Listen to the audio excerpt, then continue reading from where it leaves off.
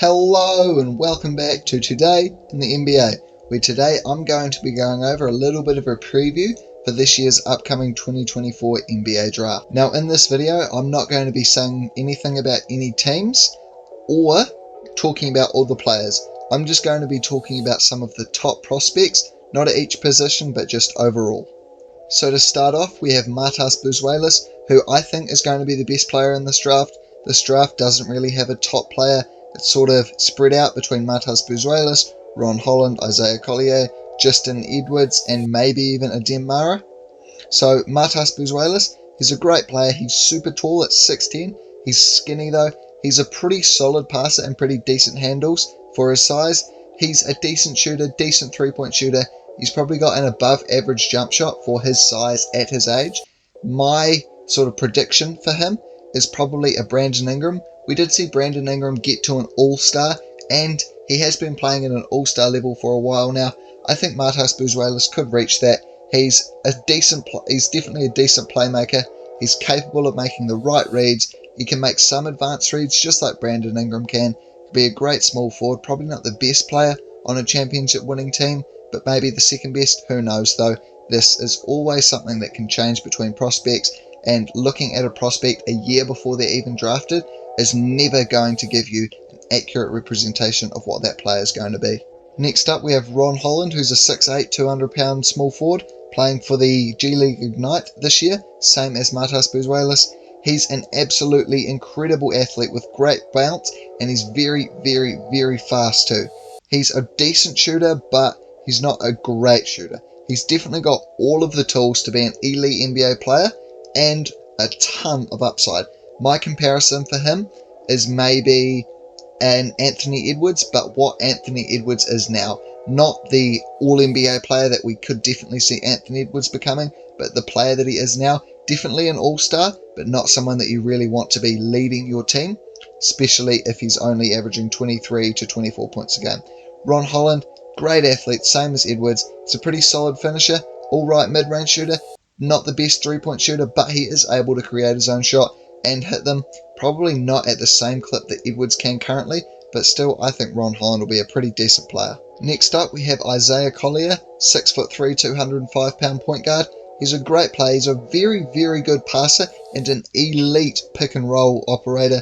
He's got an incredibly advanced feel for the game. He's able to get to his shot when the defense is dropping. He can step behind the screen, hit a three, or he can hit a roller. He's a pretty solid lob thrower, and he's very built for his size. I could probably see Isaiah Collier winning Rookie of the Year just because he has such an NBA-ready body, and he's got all the skills to be a great player at the next level. I could see him maybe being a worse shooting version of Darius Garland, a great passer, someone who's a great pick and roll player, and someone that you want the ball in your hands a lot of the game, but he's not going to be able to run off screens and be an absolutely incredible three-point threat the way that Darius Garland is. Next up we have Justin Edwards. He's a pretty solid player. He's another great athlete.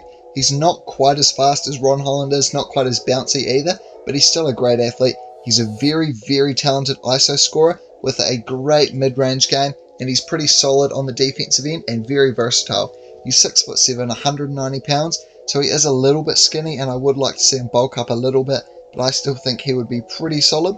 He's going to be a very good ISO scorer at the next level. There's no doubt about that, but the way the NBA is shifting at the moment, ISO play is not really as prevalent as it is. Justin Edwards also doesn't really have that great of a three-point shot.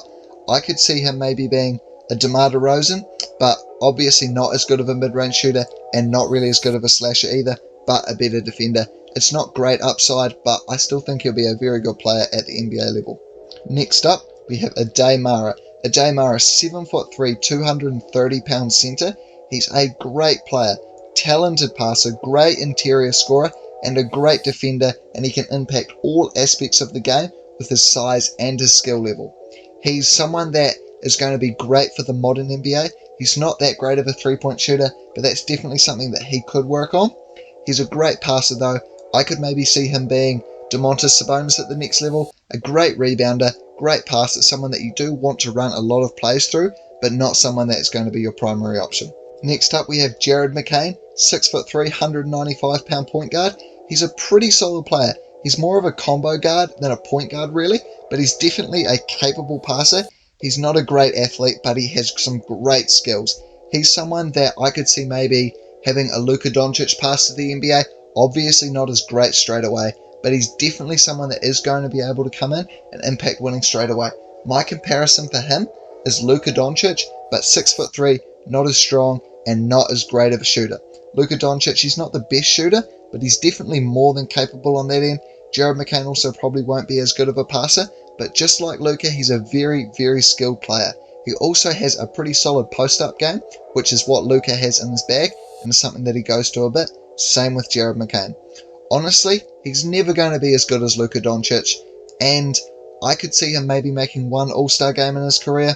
He's a good player, definitely not as skilled as Luka Doncic or as big, and I think that is a big part of why Luka's game's so good. Obviously not the whole reason. He's a very skilled player, but so is Jared McCain. I just don't see Jared McCain being anywhere near as good as Luka Doncic is. Next up, we have DJ Wagner, 6'2", 175-pound shooting guard.